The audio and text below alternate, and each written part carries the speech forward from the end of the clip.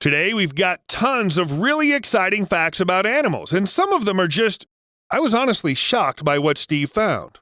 Make sure you watch this video to the end.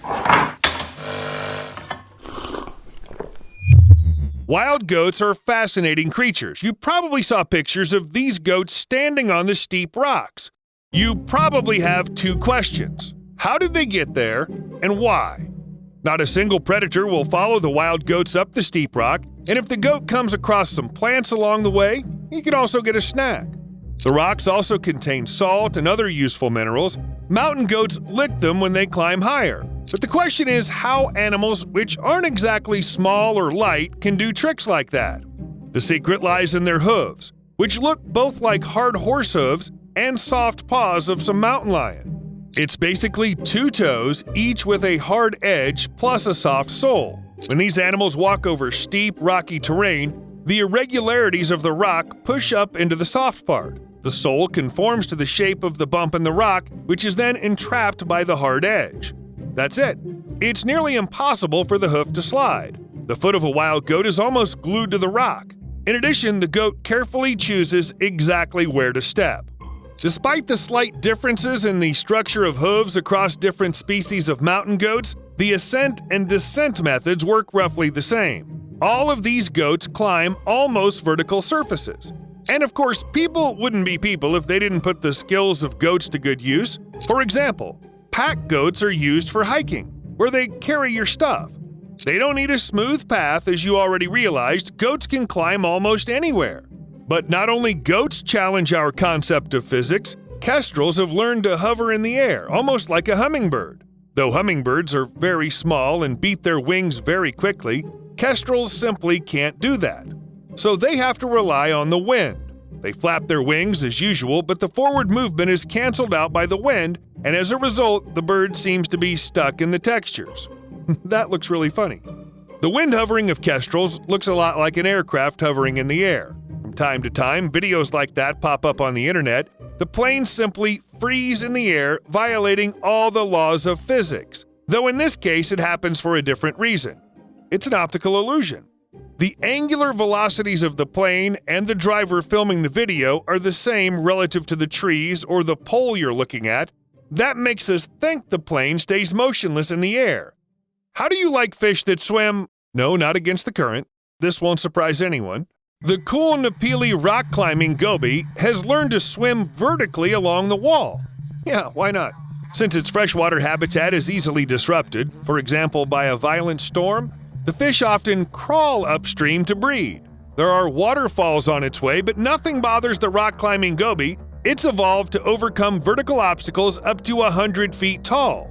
In terms of energy expenditure, it's like running a marathon for a person. And you know how gobies do that? With their mouth! This 1-inch-long fish uses suckers in its mouth and belly to climb rocks. Steve found out that young gobies deliberately relocate their mouth to the downward position, start eating algae only, essentially gaining the ability to crawl along vertical surfaces, like a Spider-Man. Well, this fish is not a rock-climbing goby. Does this stop it from climbing a vertical wall? Nope. Hold on. Does it mean all fish will be crawling up the wall soon?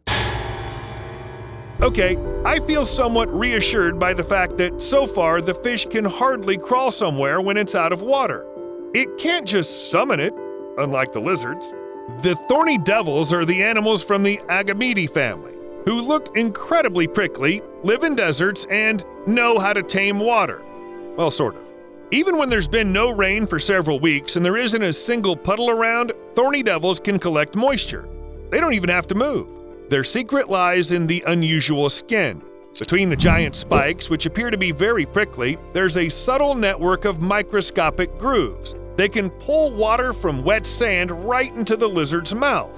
All the thorny devil needs to do to get water is stand in the right place. And you know, this phenomenon is actually well studied. It's called capillary action. That's how water can flow unassisted up the plant stems simply because the water molecules are attracted to each other and the narrow walls. While some animals bend the water, others handle the colossal pressure. I doubt anyone will be surprised when I tell you sperm whales can dive up to 1.2 miles deep and feel great. Also, whales constantly resurface to breathe, then dive again.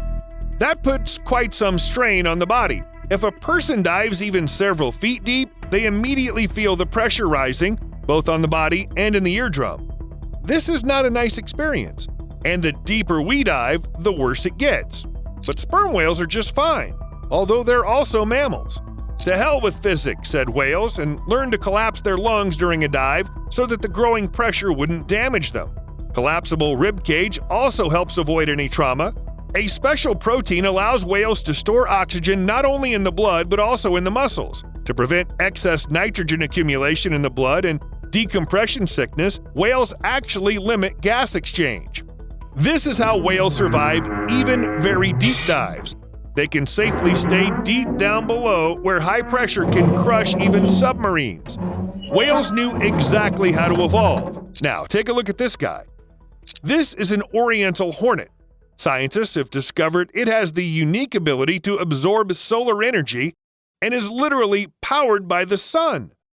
See the yellow stripe on its body?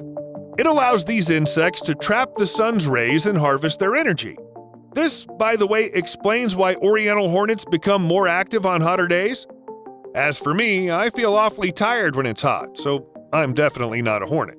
The yellow tissues of the hornet contain a little-known pigment called xanthopterin.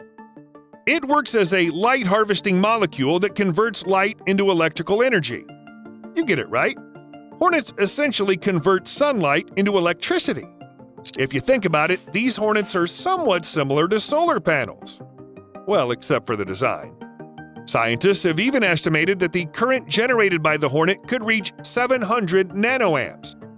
Though I have to admit, neither Steve nor I know a thing about electricity.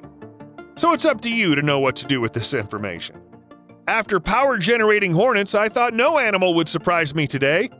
But then Steve told me about the African crested rat.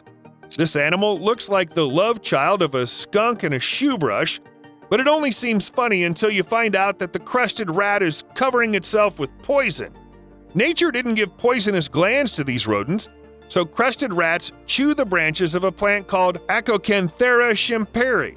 They chew it and then spit it back out to slaver a toxic substance onto the special hairs on its flanks, where the fur of crested rats is spongy and easily absorbs everything.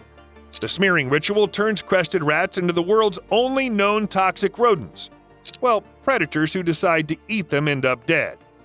If they're lucky enough to survive, they'll never approach crested rats again, because the poison of the Acantharia schimperi is in fact quite strong.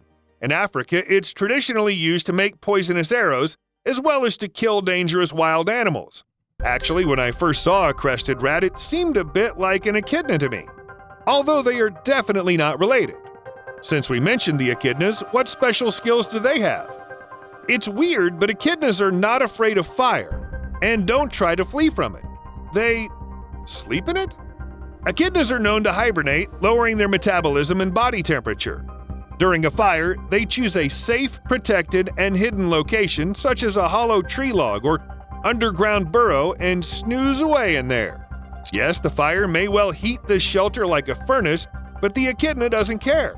Just imagine sleeping through a natural disaster. Some scientists suspect this is how echidnas survived the asteroid impact that led to the extinction of the dinosaurs. But echidnas actually tolerate high temperatures quite well. This animal can survive even 138 degrees Fahrenheit. No wonder it's sleeping during the fire. How about a waterproof lizard that can't drown? The pygmy gecko from the Amazon rainforest is so tiny it's like a small paperclip. It's 0.9 inches long. When you're so small, you just need to have some kind of trump card up your sleeve, like a super skin covered with microscopic hairs which prevent water from sticking to the gecko. And if the gecko itself falls into the water, it can simply run on it, because it's tiny, light, and hydrophobic. It's even cooler than the common basilisks that run on the surface of water incredibly fast, but I was even more surprised that birds could do the same. I'm talking about western and Clark's grebes. During the mating ritual, they sprint along the surface of the water at a speed of about 20 steps per second. That's incredibly fast. On average, grebes can travel up to 66 feet in 7 seconds on water. But it's not only their speed that allows these rather big birds to stay on the surface. Their paws are wide enough to slap the water with enough force to support up to 55% of the bird's weight. Just think about it. Grebes have evolved specifically to break laws of physics and engage in mating dances. The things you do for love. People don't have abilities like that.